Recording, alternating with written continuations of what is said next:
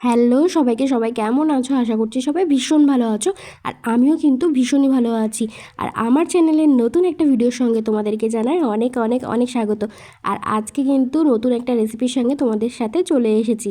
তো দেখো, আজকে কিন্তু রান্না করব ছোট ছোট এই কাঁকড়াগুলো। দেখতে কত সুন্দর লাগছে, তাই না?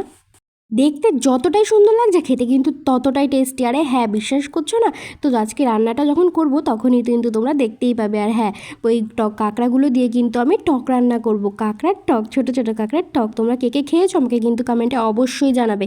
আর এই দেখো, আমি তেঁতুলগুলো কিন্তু জলের সঙ্গে ভালো করে গুলিয়ে নিয়েছিলাম, আর এখন কিন্তু ছেঁকে নিচ্ছি যাতে বীজগুলো ভালো করে বেরিয়ে যায়। নাহলে কিন্তু বীজগুলো থেকে যাবে আর কাঁকড়ার মধ্যে দিলে ভালোই লাগবে না। সেই জন্যই কিন্তু আমি বীজগুলো বের করে নিয়েছি। আর তারপরে কিন্তু কড়াইতে আমি সর্ষের তেল দিয়ে দিয়েছি। সর্ষের তেলটা কিন্তু মোটামুটি গরম হয়ে গেলে আমরা কিন্তু কাঁকড়াগুলো দিয়ে দেবো। কাঁকড়াগুলো তো একটু প্রথমে ভেজে নিতে হবে, তো সেই জন্যই কিন্তু তেলটা দিয়ে দিয়েছি। আর তারপরেই কিন্তু কাঁকড়াগুলোকে ভেজে নেবো। আর দেখো, ছোটো ছোটো কাঁকড়াগুলোর মধ্যে কত সুন্দর আর কতটা করে ঘিলু হয়েছে, তাই না? ঘিলু খেতে কারা কারা পছন্দ করো? কাঁকড়া খেতে যারা যারা পছন্দ করো, ঘিলু খেতেও কিন্তু তারা অবশ্যই পছন্দ করো, মানে আমার মনে হয়।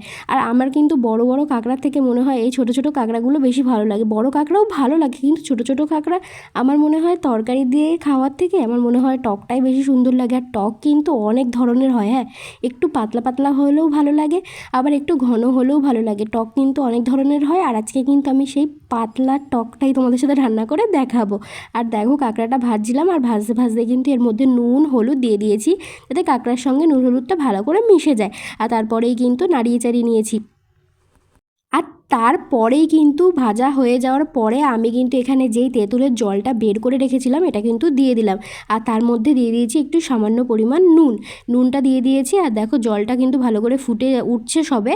আর তারপরেই দিয়ে দিলাম কিন্তু হলুদটা দিয়ে ভালো করে নাড়িয়ে চাড়িয়ে নিচ্ছি। এবার কিন্তু জলটা ফুটে ওঠার পালা। এবার দেখো, জলটা যখন ফুটে উঠবে তখন কিন্তু আমি নামিয়ে নেব। হ্যাঁ, এরপরে যখন আমি ফোড়ন দেবো তখন কিন্তু আবার একটা কাজ আছে আমাদের। আর একদম সিম্পলভাবে কীভাবে রান্না করবে এই টকটা তোমাদের কিন্তু আমি সবটাই দেখিয়ে দেবো এই ভিডিওতে। আর দেখো, কড়াইয়ের থেকে যখন কাঁকড়াটা নামিয়ে নিলাম একটা পাত্রে, তারপরে কিন্তু ওই সেম কড়াইতেই আমি দিয়ে দিয়েছি সামান্য পরিমাণ তেল। আর তেলের মধ্যে দিয়ে দিয়েছিলাম একটু শুকনো লঙ্কা আর একটু কালো সর্ষে। তারপরেই কিন্তু কাঁকড়াটার মধ্যে ঢেলে দিয়েছি। আরে ঢেলে দেওয়ার পরে সামান্য তোমাদের যদি মনে হয় বেশি টক লাগছে, তোমরা একটু চিনি দিয়ে দিতে পারো। আমার কিন্তু মনে হয়নি, তাই আমি চিনি দেইনি।